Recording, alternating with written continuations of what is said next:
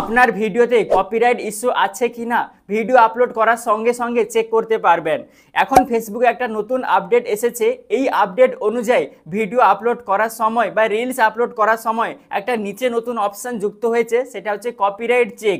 এই অপশানের মাধ্যমে আমরা বুঝে নিব যে আমাদের ভিডিওতে বা রিলসে কপিরাইট ইস্যু আছে কিনা।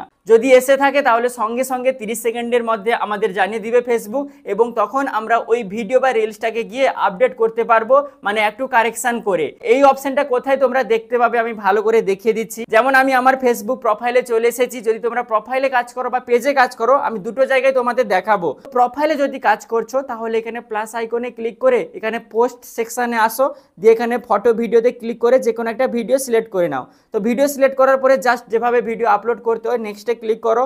নেক্সটে ক্লিক করার পরে এখানে নিচে একটা নতুন অপশান যুক্ত হয়েছে কপিরাইট চেক বলে। তো এখানে ক্লিক করলে এখানে বন্ধুরা ভালো করে তোমরা দেখতে পাবে, দেখো হাউ ডাজ ইট ওয়ার্কস, মানে কপিরাইট চেকটা কিভাবে কাজ করে। তো এখানে ভালো করে বলা হয়েছে if you turn on copyright check, মানে এটা যদি তুমি টার্ন অন করো তাহলে you eligible reels will be scan for copyright content. তোমাদের এলিজিবল রিলসগুলো যেগুলো আপলোড করছো সেগুলো স্ক্যান হবে যে কপিরাইট কোনো মেটেরিয়াল আছে কিনা ওই রিলসের মধ্যে।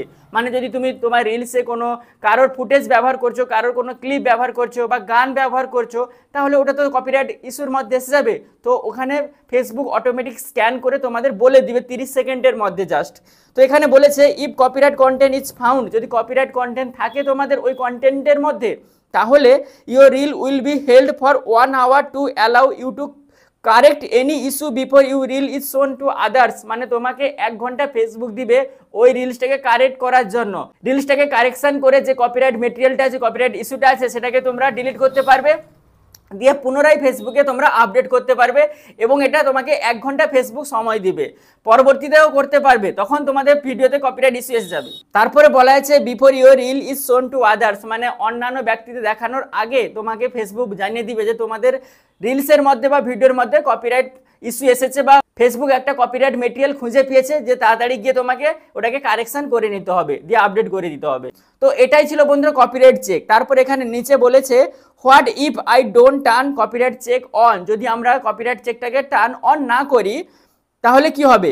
If you don't turn on it, যদি তুমি এটাকে টার্ন অন না করো তাহলে দেখো এখানে বলা হয়েছে your reel will still be scan for copyrighted content after it is published, মানে তোমাদের রিলসটা পাবলিশ হওয়ার পরেও কপিরাইট কন্টেন্ট আছে কিনা বা কপিরাইট মেটেরিয়াল আছে কিনা সেটাও স্ক্যান হবে। তো স্ক্যান হওয়ার পরে যদি এখানে বলেছে you may be subject to right holder action if a match is found, মানে যারা রাইট হোল্ডার্স, যদি গান ব্যবহার করো নিজের রিলসের মধ্যে ভিডিওর মধ্যে, বা কারোর কোনো ফুটেজ ব্যবহার করছো, কারোর কোনো ক্লিপ ব্যবহার করছো ভিডিওর মধ্যে, তাহলে যার ফুটেজটা যার গান ব্যবহার করছো ও তোমার ভিডিওতে বা রিলসে কপিরাইটেড ইস্যু দিতে পারে।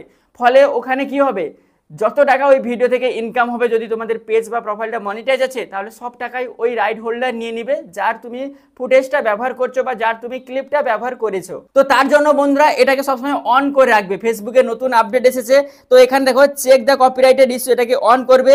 Save setting for future reels, মানে ফিউচারের যে রিলসগুলো তোমরা আপলোড করবে সেটার জন্য এটাকে সেটিং করে রাখবে, দিয়ে ডানে ক্লিক করে দিবে। দিলে কি হবে বন্ধুরা, এরপর থেকে যখন তুমি ভিডিও বা রিলস ফেসবুকে আপলোড করবে ফেসবুক সঙ্গে সঙ্গে তোমাদের বলে দিবে 30 সেকেন্ডের মধ্যে যে তোমাদের রিলসের মধ্যে বা ভিডিওর মধ্যে কোনো কপিরাইটেড ইস্যু আছে কিনা।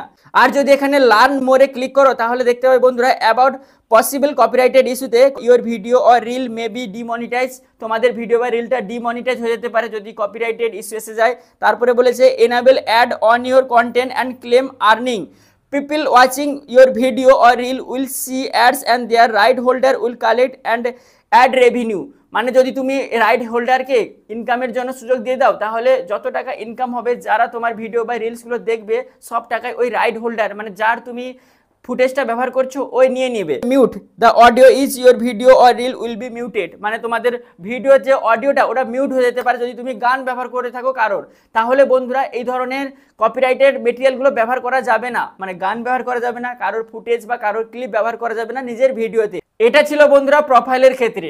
আর যদি বন্ধুরা তোমরা পেজে কাজ করছো, পেজে ভিডিও আপলোড করছো, পেজে ভিডিও আপলোড করার সময় ফেসবুক বিজনেস শুটসে গিয়ে আপলোড করে থাকি ওয়েবসাইটে গিয়ে। তো ওখানে বন্ধুরা ভিডিও আপলোড করার সময় আমাদের একটা অপশন দেখিয়ে দেয় যে তোমাদের ভিডিওর মধ্যে রিলসের মধ্যে কপিরাইটের মেটেরিয়াল আছে কিনা। যারা প্রোফাইল দ্বারা ফেসবুকে ভিডিও আপলোড করে থাকে তারা এখন অনায়াসে ভিডিওতে বা রিলসে চেক করতে পারবে যে আমাদের ভিডিওতে বা রিলসে কপিরাইটেড কোনো ইস্যু আছে কিনা বা কপিরাইটের কোনো মেটেরিয়াল আছে কিনা। আশা করি তোমাদের আমি ভালো করে বোঝাতে পারলাম।